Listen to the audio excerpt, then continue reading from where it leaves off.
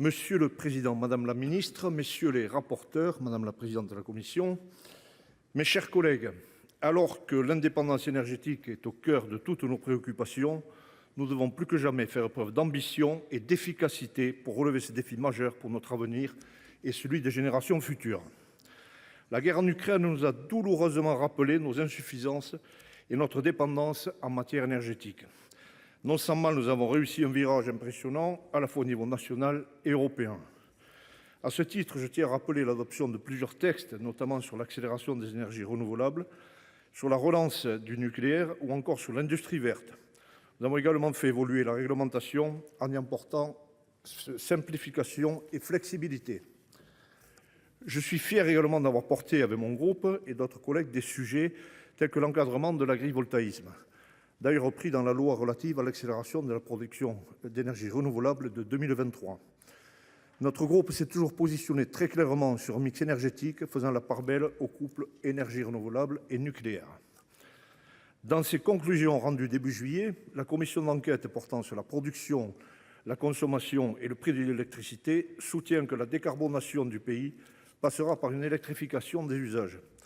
Afin de faire face à la progression significative de la consommation électrique dans les années à venir, il conviendrait donc d'élaborer un plan national d'électrification pour couvrir l'augmentation de la consommation. Prolongation optimisée du parc nucléaire, essor raisonnable des moyens de production renouvelables et développement de l'énergie hydraulique avec des nouveaux réacteurs aussi. Cela étant dit, la PPL qui nous est proposée expose des dispositions intéressantes. Nous sommes conscients de l'impatience des acteurs des secteurs concernés par la programmation énergétique. Avoir un cap est primordial. Sur le nucléaire, faciliter la relance est vital. Les dispositions de ce texte allant dans ce sens sont les bienvenues. L'utilisation d'une part de matière recyclée dans la production nucléaire est particulièrement intéressante pour l'utilisation des déchets. Le traitement et la revalorisation des déchets sont des points extrêmement importants. Il est essentiel de se donner des objectifs et des moyens sur ce sujet qui conditionne une bonne partie de l'acceptabilité sociale de ce mode d'énergie. Le groupe Les Indépendants croit également aux promesses de l'hydrogène vert. Des objectifs chiffrés ambitieux permettront une production plus conséquente. Cependant, un maillage précis pour son déploiement sur nos territoires est de la condition de son émergence. Je pense particulièrement au transport routier. La voiture à hydrogène est une réalité, ce qui l'est moins, c'est l'accès à une station. J'en profite pour évoquer les transports aériens, sujet qui me tient particulièrement à cœur en tant qu'élu haut-garonnais. Avec mon collègue député Portarieux, nous avons rendu au mois de mai un rapport à l'OPEX sur la décarbonation du secteur de l'aéronautique.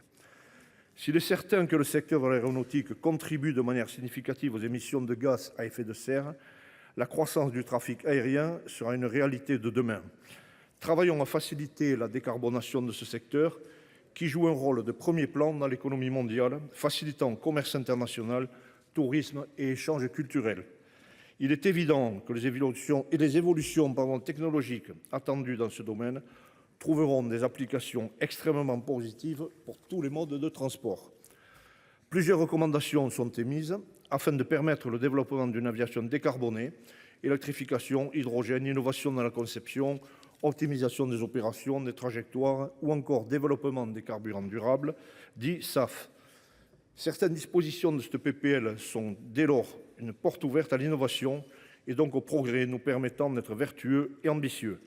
La décroissance prêchée par certains serait tout à fait mortifère.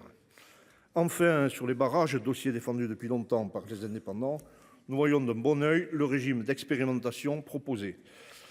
Une solution doit impérativement voir le jour avec la Commission européenne. Il en va de la sécurité énergétique de la France et de l'UE.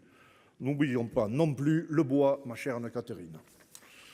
Madame la Ministre, je profite de cette discussion pour vous demander de nous donner un calendrier et des perspectives claires sur les prochaines étapes concernant la programmation de l'énergie. Comme vous le comprenez, c'est une préoccupation majeure de cet hémicycle. Ce texte nécessaire paraît bien sûr perfectible, mais il est encourageant, c'est pourquoi les indépendants le voteront.